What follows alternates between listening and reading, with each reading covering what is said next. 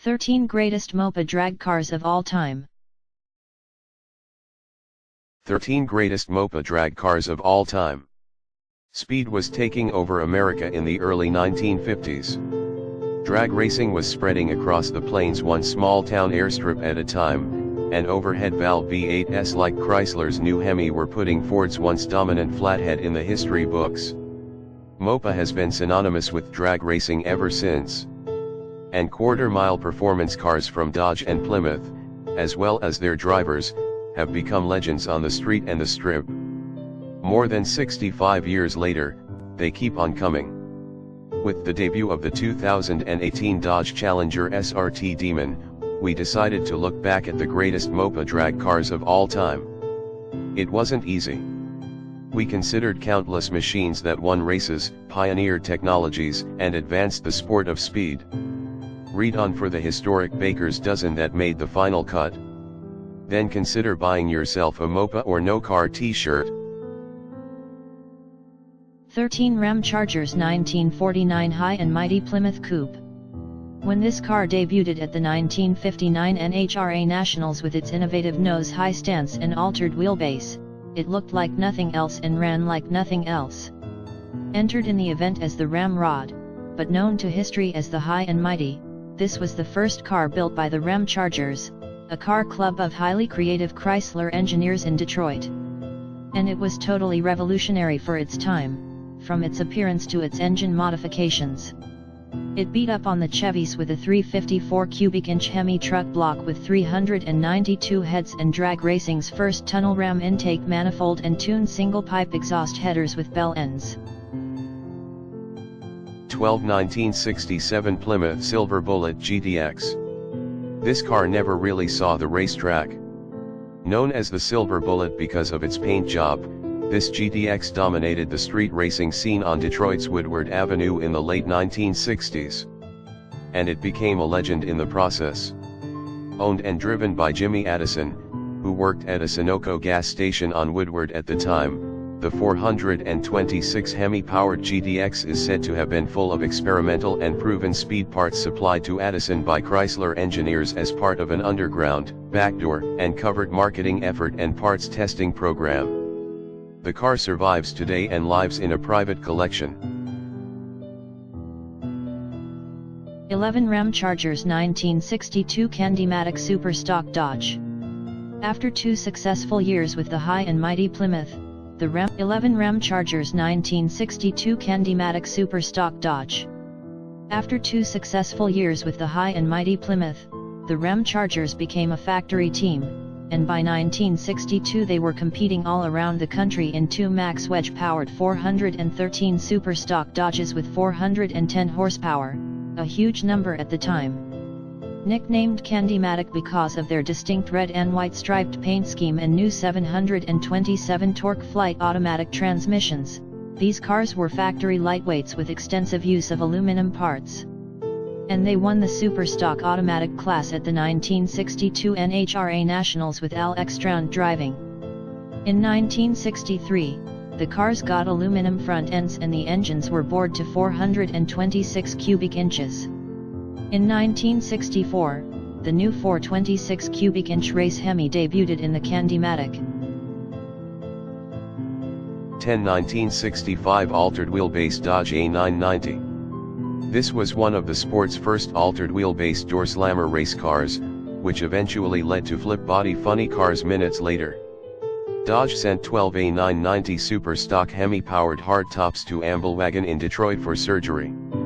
For improved rear weight distribution and traction for the 1965 season, the Mopar's front wheels were moved forward 10 inches and their rear axles up by 15. The cars were much faster but funny looking, hence the name. They were delivered to the sport's best, including Dick Landy, Ronnie Sox, Al Extrand, and the California Flash Butch Leal. 9 Raymond Beetle's 1981 Plymouth Horizon Funny Car. Raymond Beetle is ranked number 20 on the National Hot Rod Association's 50 Greatest Drivers list.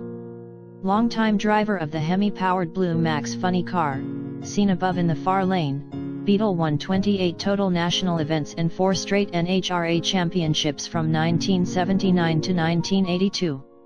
His third in 1981, driving this Plymouth Horizon-bodied flopper, included a U.S. Nationals victory. What's incredible is that same year, Beetle also won his third IHRA Funny Car Championship in the same Plymouth.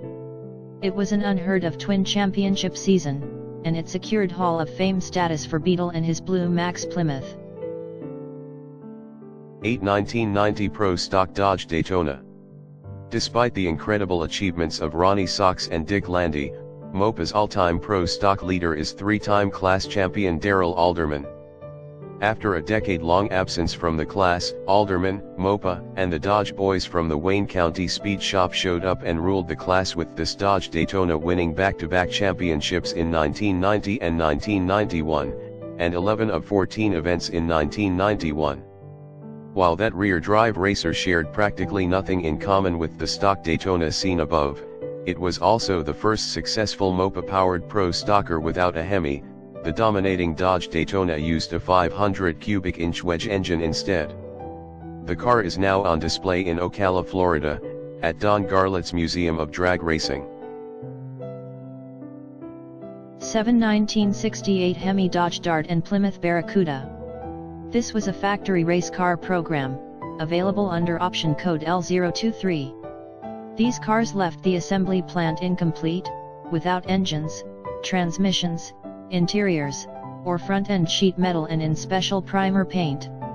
They were then towed, not trucked, towed, 8 miles to the Hearst facility where race-prepped 426 Hemi engines were installed and lightweight fiberglass fenders and hoods were bolted up. Hearst also opened the wheel wells on the darts for tire clearance and installed lightweight seats and side glass.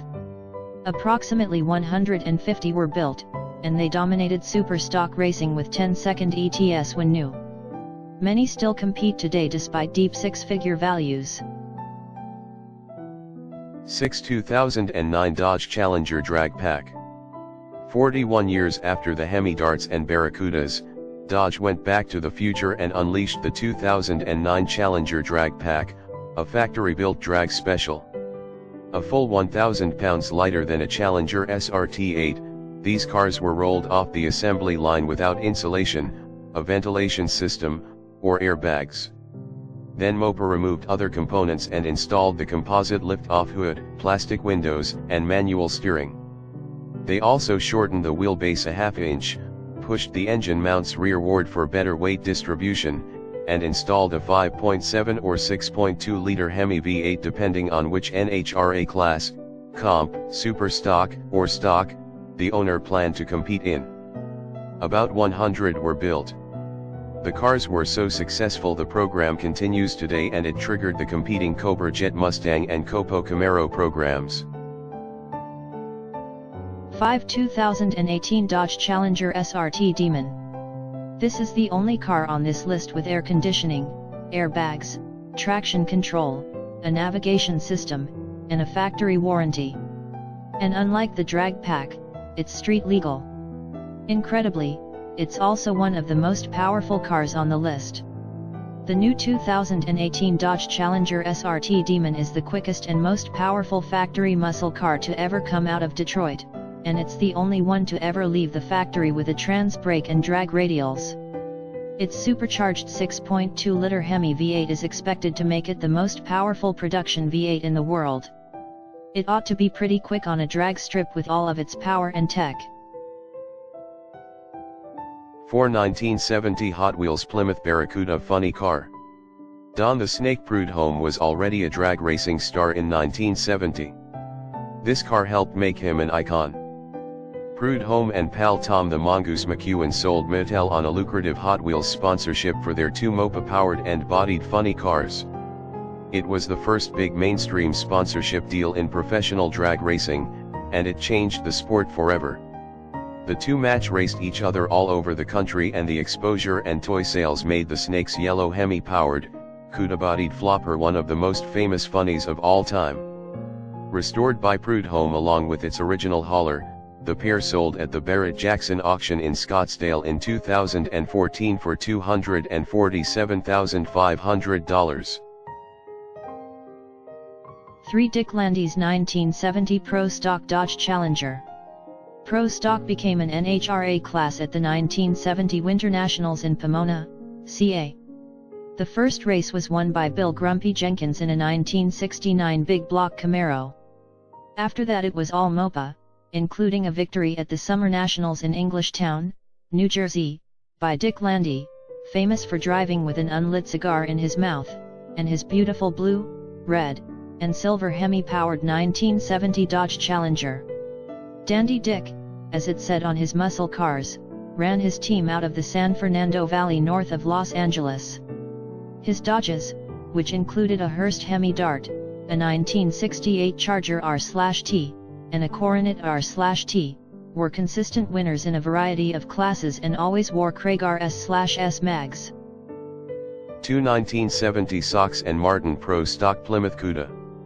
Nicknamed Mr. 4-Speed for the way he threw gears, Ronnie Sox and his team manager Buddy Martin were the #1 team for Plymouth. They outran many throughout the 60s and 70s in their red, white, and blue factory-backed Mopas, which included a 67 GTX, a 68 Hurst Hemi Barracuda, and a 1968 GTX. But their most famous and most beautiful weapon of all time was their 1970 Hemi Cuda riding on the team's signature Keystone Class 6. Running times deep in the 9s, the E-Body won the second ever Pro Stock event, which took place in Dallas. 1. Don Garlits 1971 rear-engine dragster. Big Daddy Don Garlits, the most famous and most successful drag racer of all time, started running Hemi V8s in his Swamp Rat 1 dragster in the 1950s. By 1970 he was the biggest star in the sport, and then the clutch exploded in his Hemi-powered front-engine dragster and took half his foot with it. Determined, Garlits moved the supercharged Hemi behind the driver and designed the first ever successful rear-engine dragster. It said Dodge on its flanks and debuted with a victory at the 1971 Winter Nationals in Pomona. CA Swamp Rat 14, as it's known, was not only faster than the front-engine slingshots, but much safer. And it revolutionized the sport immediately.